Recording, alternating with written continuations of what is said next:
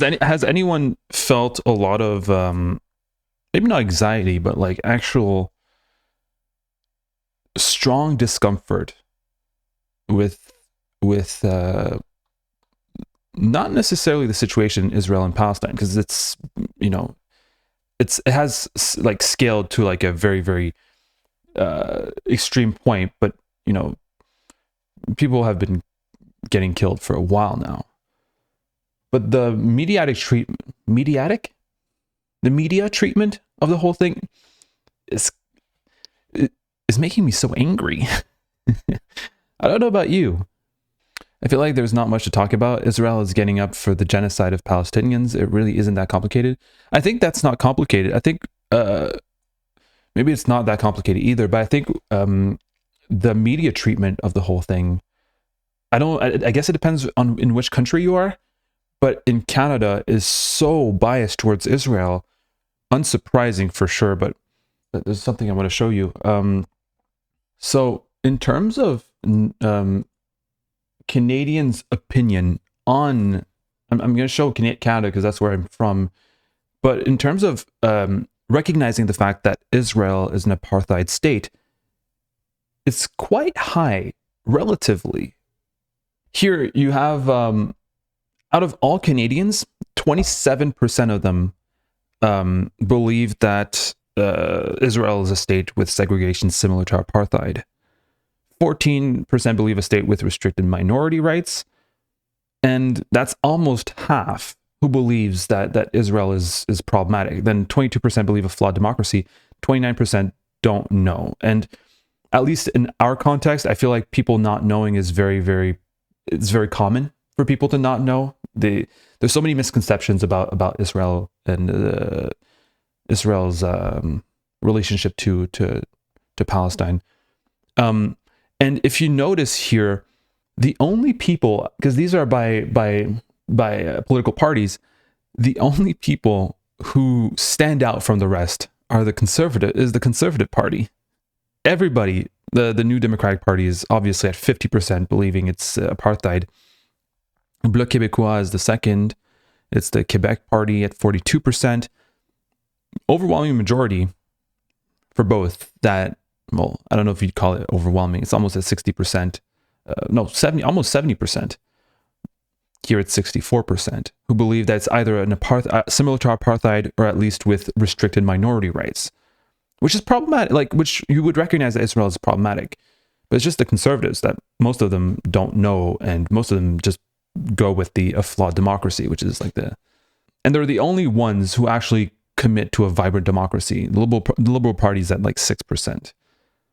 So yeah, all of this to say, I feel like a big part of Canadians, especially if you leave out the I don't know, out of all the people who actually know about the conflict, most people believe that it's similar to apartheid. And despite all that, holy shit does the media take a side. And it's honestly very frustrating because it makes you feel powerless. At least in my case, it makes me feel extremely powerless. And I think that's the most frustrating part of the whole thing, is that you really don't feel like you can do anything about it. And it's actually making you feel angry in a way. I don't know if you feel the same. Oh yeah, Zabrano's Syrian, so it's the opposite. I have to talk to my friends out of anti-Semitic ideas. Yeah, it's so easy to also jump into anti-Semitism in that case. I have an article that we can read. This is literally the media with this situation in general. Dying Gazans criticized for not using last words to condemn Hamas. That's some breaking news right here. The complicity of each and every Palestinian in the violent actions of their militant ruling authority was reportedly on full display Friday morning when dying Gazans received justified criticism for not using their last words to condemn Hamas. For example, instead of issuing a full-throated denunciation of the violent attacks by Hamas that have left over 1,300 Israelis dead, one dying woman holding her 6-year-old son who had just been killed in a bombing is said to have doubled down by telling her child she loved him. According to reports, such barbarism on the parts of the Palestinians was on full display across the Gaza Strip, where many men of fighting age could not muster a single word of reproof for Hamas's actions while they coughed up blood. In war-ravaged Gaza City, a dying reporter was heard blatantly begging for help instead of labeling Hamas a terrorist organization. At press time, the Israeli Defense Forces Twitter account underscored the massive surge of contempt they were contending with by posting a video that featured the shocking savagery of a Palestinian corpse that refused to condemn Hamas even when kicked. And that's how I feel about the media right now. Fucking love. Yeah, it's The Onion, guys. This reads like satire. It is satire. It is satire. But it actually, at least in my case, it almost feels like that when I look at the news, and I've blocked it out. It was really interesting to see the reaction of the EU. They were really quick to condemn Hamas in Palestine, but then a few days later, they backpedaled a lot of that sentiment. Good. I'm happy that they were able to backpedal on that sentiment. I've seen on CBC, the state news from Canada, they didn't label it as Israel versus Palestine. They labeled it as Israel versus Hamas, which part of it is good, part of it is wrong. Part of it is good because, Hamas is not Palestine, and it's good to make that difference. It's important to make that difference. But while Hamas is attacking Israel, Israel is not attacking Hamas. It's not a Hamas versus Israel. It's Hamas versus Israel in Hamas's head. It's Israel versus Palestine in Israel's head. So yeah. I did not see that, Pyro Anarchist. Did you see those interviews that Palestinian representative had to do on British news media? Every single interview, the only question he was asked was to condemn Hamas, despite him being a representative of the opposition party to Hamas.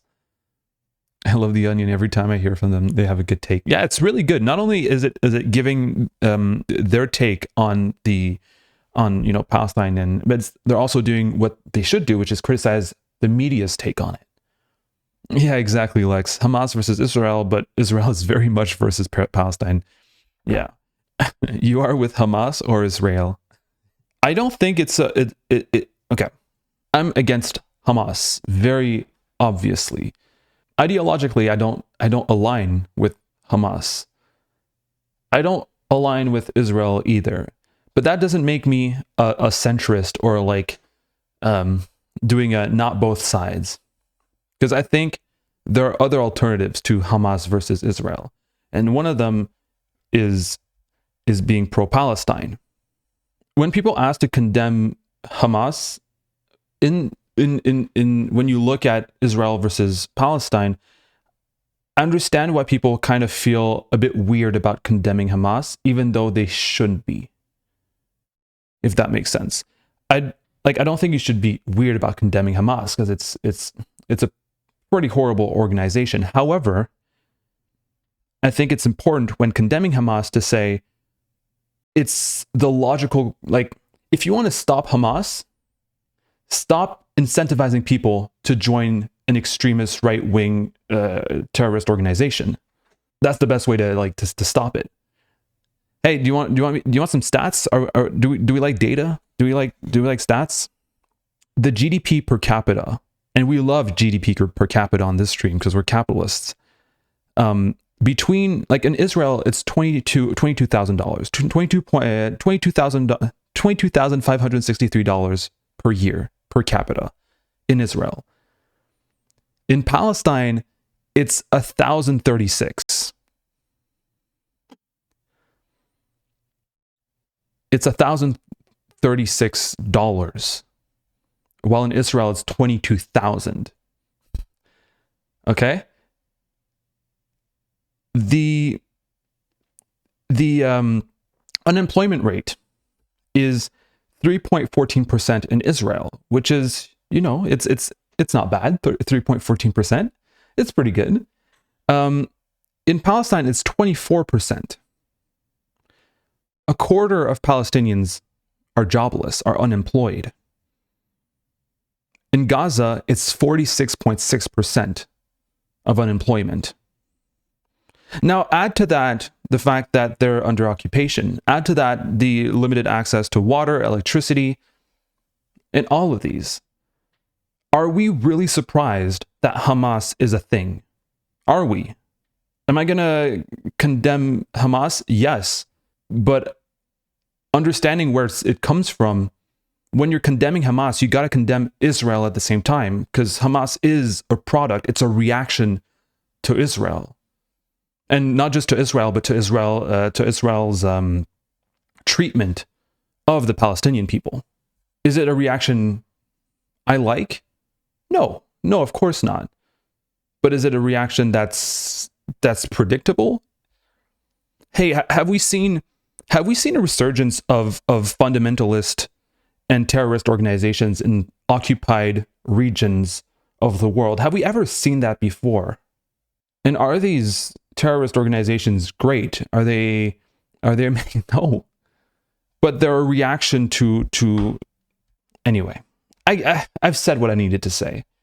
Do I condemn Hamas? Yes, but the reason why I condemn Hamas is because you can't condemn Hamas without condemning Israel.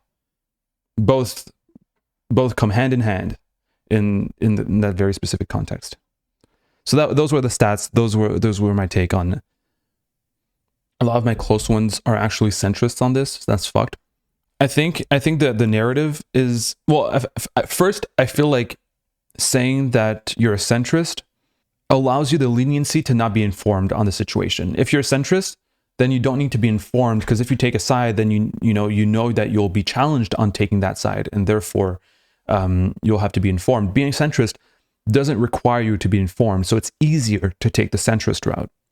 And I think most people will take that, because most people are not informed on that. And I don't know if I can really blame them. I'm thinking of family who don't give a fuck about politics, right? And the only engagement they have with that kind of situation is through the media. And they're not going to read a book on it. They're not even going to read a Wikipedia article about it. Then they see on the media and they see that both sides are evil, and they're like, all right, I'm not on either side. And then there's some myths that keep being perpetuated that kind of embolden that kind of reaction, right? There's the myth that it's that war has been going on for centuries, for millennia. That's a war that's been going on for so long that there's no way out of it. But that's not the case. That's a myth. That whole thing started off a bit, we can trace it back to like end of the 19th century, when Zionism became, was gaining popularity with the rise of nationalism all throughout Europe.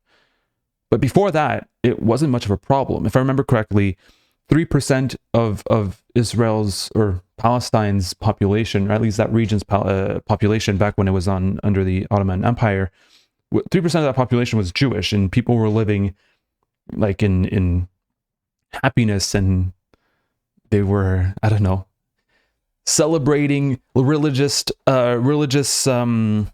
celebrations altogether. That's another thing. Also, people think it's a religious war. I've heard that so many times, and the fact that it's people who believe that's religious also kind of, it's easier to not take a side when it's religious, because when people say, oh, it's a religious war, therefore they can, they're like, I'm not Jewish, I'm not Muslim, and therefore I don't have to take a side because it's solely based on religion. But that's not the case either. I saw a statistic. Hey, another stat. Yeah, 6 to 15% of Palestinians are Christians. There's some Palestinian Jews, or there were. I don't know if there still are. It's not a religious war. It's not a war that's been going on for millennia. Those are just ways of justifying a disengagement from having to actually do research on the issue. It's a way to justify being a centrist, not taking any position. Yeah, some more stats. 6,800 Palestinians killed since 2008, not including the most recent conflict. 158,000 wounded. In the same period, only 300 to 500 people were killed, and about 5,000 to 6,000 people wounded, I imagine, in Israel. Yep. Yeah, I also have that stat here. I have that stat here because I had to, I spoke about it during an open mic yesterday or the day before. Yeah, Friday. Friday I spoke about it in an open mic. The fact that its predictable response should be illuminating. Israel knows that when they treat the Palestinians with contempt, they will receive contempt in return. These violent responses are simply the desired outcome of Zionist provocation. Yeah, exactly. Would I believe that, a different organization than Hamas might get more sympathy? Yes, I do believe so. But right now, it's Hamas at probably for the best for Netanyahu, right? If it was like Palestine's Liberation Army or whatever, I feel like that would be, again, I don't know, the media would still portray it as really terrible. But the fact that it's a fundamentalist organization makes it so that it's even harder to excuse and to like. So I think the best way to look at it is, well, yeah, what do you expect when you treat people like animals for decades? Strangely enough, and I think it's important to talk about, because I've seen a lot of people defending Israel in such a violent but also like a passionate way. It's really easy to see these people as monsters because of the actual situation in Israel and Palestine. But that being said, when I went to Honduras and Guatemala for 3 months. When I was in Guatemala, from my plane to the village where I was going, I was with people from Israel next to me. They were actually Jewish, and they were actually Israelis living in Israel. They did their military service, blah blah blah, everything. Of course, that subject was brought up, and that lady, who was a pretty wealthy lady from Israel, she invited me over for supper, and we had supper. Yes, I had supper with the Zionists, guys. Can you believe it? Cancelled. And she was talking to me about Palestine. I was so uncomfortable. I didn't want to say anything. Also, it's, anyway. But that lady was like, oh yeah, they want to kill us. They want to kick us out. They want to kill us. They want to do all these things. Like we are forced to having, because they actually have like gas masks in every house, because they're like, we're in a state of perpetual war. We're always at threat of being killed by these Palestinians and all that. And I do believe that she truly believes that, and she truly feels at threat. Like she feels extremely threatened, and sees the violence that they enact towards the Palestinians as self-defense as well. And we've talked about self-defense. I don't know with who in chat. We've talked about self-defense in chat with another anarchist, and we talked about how violence is justified when it's self-defense, and that I felt like self-defense very often is like a justification that can work sometimes, but that's so easily workable in so many situations that it can't be the end-all be-all justification for violence, because self-defense can be applied to a lot of things. And in this case, this Zionist believes, and that's what the media actually tries to push, is that Israel's bombing of Gaza is self-defense. That's what Trudeau said not long ago. We recognize Israel's right to self-defense or whatever. The people that that truly defend Israel, I believe, are not necessarily doing that out of malicious intent, but because they're also pretty scared, and they're also, you've been pushed by so much, propaganda, so much hateful images, that you actually believe that you're on the right side of things. And I don't know how to react to that. I think what we can do is watch a video summarizing a bit the history of the conflict, or of the invasion, depending on how you see it. Crash Course. Crash Course did a actually pretty good video on it 8 years ago. And I think sometimes it's good to like get a little refresher. It's only like a 12-minute video. And for those who already know it, sometimes it's good to have a little refresher. If not, you'll just have to endure it. I think it's important because a lot of people don't actually do the research, or they don't really know how to go about it. So here, we're just going to watch a short video for you to like understand the very, very basics of it. The conclusion there, I hadn't watched the conclusion. The conclusion's a bit more on the both sides have legitimate claims. There's kind of a, I don't know, stealing people's lands is not that great, and there's not much of a, yeah, exactly. Palestine's an annexed territory, yeah, centrist vibes a bit from John Green. Like the whole story shows a story of Palestine getting fucked by Israel, and at the end it's like, well, both sides have like some pretty good, legitimate claim to existing, even though Palestinians were there a long time ago and Zionists only came about a century ago and decided to make a country on other people's lands. Some people would call that colonialism, and I don't think John Green is pro-colonialism. Yeah, it's also an 8-year-old video. Yeah, things have gotten worse. If this ever turns out into a segment, go watch the Crash Course video that we just watched on stream that I'm not going to put in the segment because it's a view for them out of the 12 million views that they've gotten on that video.